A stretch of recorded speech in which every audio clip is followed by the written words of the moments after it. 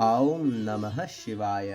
श्री शिव महापुराण रुद्र संहिता कुमारखंड अध्याय 167।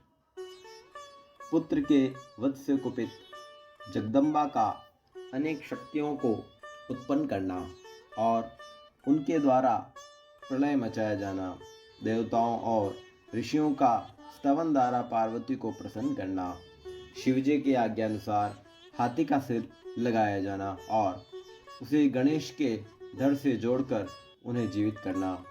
नारद जी बोले, हे ब्राह्मण, हे महाप्राज्ञ, अब आप मुझे बताइए कि संपूर्ण समाचार सुन लेने पर महादेव जी ने क्या किया। उसे ठीक ठीक सुनना चाहता हूँ। ठीक, ब्रह्मा जी बोले, हे मुनिश्रेष्ठ, उसके बाद जगदम्बा का जो चरित्र हुआ उसे अब मैं संपूर्ण रूप से कह रहा हूँ, सुनिए। गणाधिप, उस गणेश के मार दिए जाने पर शिवजी के गणों ने मृदंग एवं पटह बजाए तथा महान उत्सव किया। हे मुनीश्वर, शिवजी भी गणेश जी का सिर छेदन कर ज्यों ही दुखी हुए, उसी समय गिरजा देवी अत्यंत क्रोधित हो गई। उन्होंने कहा, हाय, मैं क्या करूं, कहाँ जाऊं, मुझे बहुत बड़ा दुख उत्पन्न हो गया है। उसके मरने से तो मुझे बड़ा क्लेश हुआ। वह दुख किस प्रकार दूर हो सकता है। सभी देवताओं और गणों ने मेरे पुत्र को मार डाला, अतः मैं उनका नाश कर दूंगी अथवा प्रलय कर दूंगी। इस प्रकार दुखी हुए उन सर्वलोक महेश्वर ने उसी क्षण कुपित होकर करोड़ों शक्तियों को उत्पन्न किया।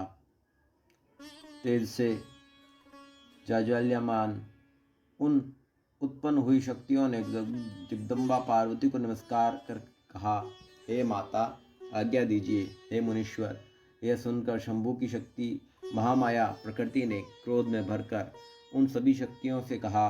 देवी बोली, हे शक्तियों, हे देवियों, तुम सब मेरी आज्ञा से प्रलय कर डालो, इसमें आप सभी को विचार नहीं करना चाहिए। हे सखियों, तुम लोग देवता, ऋषि, यक्ष, राक्षस और अपने तथा दूसरे सबको हठपूर्वक खा डालो। ब्रह्मा जी बोले, तब पार्वती की आज्ञा पाते ही वे सभी शक्तियां क्रोध में भरकर देवताओं और सभी का संहार करने के लिए उद्यत हो गई। जिस प्रकार अग्नि तृणों का सहारा कर देती है, उसी प्रकार वे समस्त शक्तियां भी संहार करने लगी।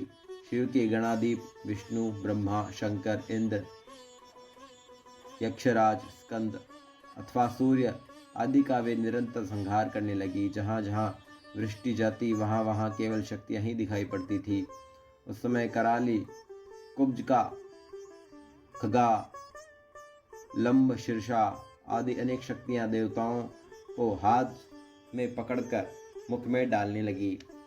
उस संहार को देखकर हर, ब्रह्मा, हरि तथा इंद्र आदि सभी देवतागण एवं ऋषियाँ इस प्रकार संदेह में पड़ गए कि क्या देवी अकाल में ही प्रलय कर देगी। इस प्रकार उनमें जीवन की आशा समाप्त सी हो गई। सभी देवताओं ने मिलकर महादेव की पुकार की। सभी लोगों ने मिलकर कहा कि अब हमें क्या करना चाहिए। सब लोग इस पर विचार करें, किस प्रकार महादेव कृपा करेंगे। परस्पर विचार करते हुए वे कहने लगे, यदि गिरजा देवी प्रसन्न हो जाए तो शक्ति शांत हो सकती है, अन्यथा करोड़ों उपायों से भी शांति संभव नहीं है। अनेक प्रकार की लीलाओं को करने में प्रवीण शिवजी भी सबको मोह में डालते हुए लौकिक गति का आश्रय लेकर दुख में पड़ गए। किंतु सभी देवताओं की कमर उस समय टूट गई जब पार्वती ने पास जाने का प्रश्न उठा। उन्होंने सोचा कि पार्वती साक्षात क्रोध की मूर्ति है, कोई भी उनके सामने जाने का साहस नहीं कर सकता। हे मुने, उस समय देवता, दानवगण, दिक्पाल, यक्ष, किन्नर, मुनि, विष्णु, ब्रह्मा, महाप्रभु शंकर आदि तथा अपना पराया कोई भी गिरजा के सामने खड़ा होने में समर्थ नहीं हुआ। सभी ओर से पार्वती के जलते हुए उस दाहक तेज को देखकर सभी लोग दूर खड़े हो गए। हे मुने, उस समय दिव्य दर्शन वाले आप नारद देवगणों को सुखी करने वहां पहुंच गए। पास आकर ब्रह्मा विष्णु तथा शंकर को प्रणाम कर सबके हाथ मिलकर आप कहने लगे कि सोच विचार कर ही कोई काम करना चाहिए।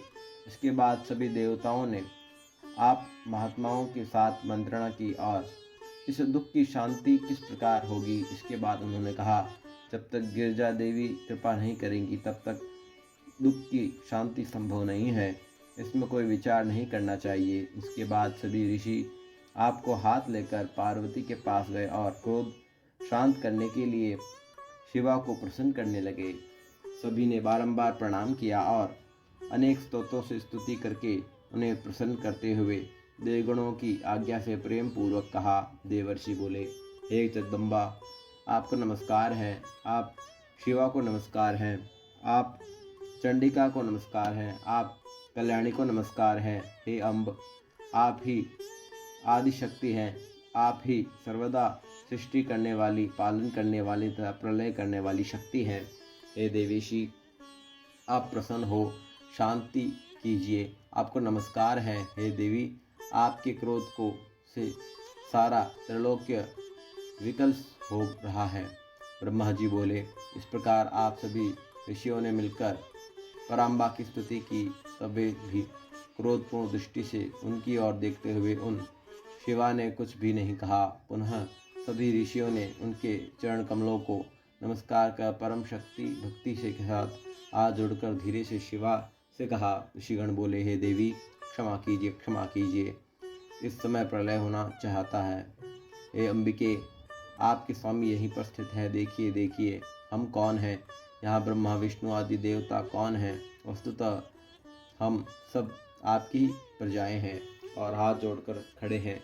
हे परमेश्वरी, हम सभी का अपराध क्षमा कीजिए। हे शिवे, सभी लोग व्याकुल हैं, अतः इनकी शांति कीजिए। ब्रह्मा जी बोले, ऐसा कहकर सभी ऋषिगण अत्यंत दीनता से व्याकुल हो अंबिका के सामने हाथ जोड़कर खड़े रहे।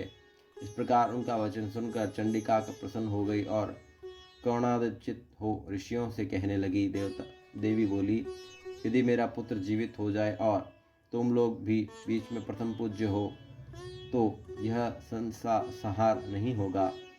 यह आज से अब का अध्यक्ष हो जाए, और यदि तुम लोग उसे ऐसा कर दो तो लोक में शांति हो सकती है, अन्यथा तुम लोगों को सुख की प्राप्ति नहीं होगी। ब्रह्मा जी बोले, भगवती के द्वारा इस प्रकार कहे जाने पर आप सभी ऋषियों ने आकर के देवता गणों से समीप जाकर उन देवताओं से सारा वृतांत निवेदन किया। तब यह सुनकर दुखित इंद्रादि सभी देवगणों ने हाथ जोड़कर प्रणाम करके इस वृतांत को शंकर के सामने निवेदन किया। यह सुनकर शिवजी ने भी देवताओं से कहा, हम लोगों को भी वही करना चाहिए जिसमें सारे संसार का कल्याण हो। अतः आप लोग उत्तर दिशा की ओर जाइए और सर्वप्रथम जो मिले उसका सिर लाकर इसके धड़ में जोड़ दीजिए। ब्रह्मा जी बोले, तदंतर शिवजी की आज्ञा पालन करने वाले देवताओं ने ऐसा ही किया। गणेश जी का शरीर लाकर विधि पूर्वक उनका प्रक्षालन करके उनकी पूजा कर वे उत्तर दिशा की ओर चल दिए। वहीं पर उन्हें सर्वप्रथम एक दंत वाला हाथी मिला। तब उसी का सिर लेकर उन्होंने गणेश के सिर में जोड़ दिया। सिर जोड़कर सभी देवताओं ने ब्रह्मा विष्णु तथा विष्णु तथा शंकर को प्रणाम करके यह वचन कहा, आपने जैसा कहा था वैसा ही हमने किया। अब इसके बाद जो कार्य शेष हो उसे आपको करना चाहिए। इसके बाद शिव के गण तथा देवता सुखपूर्वक शोभित हुए। पुनः शिवजी ने जैसा कहा वैसा ही उन लोगों ने पालन किया। तब ब्रह्मा विष्णु आदि देवगण अपने प्रभु निर्गुण ब्रह्म ईश्वर शिव को प्रणाम करके उनसे बोले, जिस प्रकार हम आत्मजा लोग आपके तेज से उत्पन्न हुए हैं, उसी प्रकार आपका तेज वेद मंत्रों के प्रभाव से इस शरीर में भी प्रकट हो जाए। इसी प्रकार उन लोगों ने शिवजी का स्मरण करके मंत्र के द्वारा अभिमंत्रित उत्तम जल को गणेश के सिर पर छिड़का। उस जल के स्पर्श मात्र से ही वह बालक शिवजी की इच्छा से चेतना युक्त हो जीवित हो गया और सोए हुए भी भांति उठ खड़ा हुआ। वह सुभग अत्यंत सुंदर हाथी के मुख वाला, लाल वर्ण वाला, प्रसन्न मुखमंडल वाला, अत्यंत तेजस्वी और मनोहर आकृति वाला था। हे मुनीश्वर, उस बालक पार्वती पुत्र को जीवित देखकर सभी लोग अत्यंत प्रसन्न हो गए और सबका दुख नष्ट हो गया। इसके बाद हर्ष से युक्त सभी लोगों ने देवी को उसे दिखाया और अपने पुत्र को जीवित देखकर देवी अत्यंत प्रसन्न हुई। ओम नमः शिवाय। श्री शिव महापुराण रुद्र संहिता कुमारखंड अध्याय 166 संपूर्ण हुआ।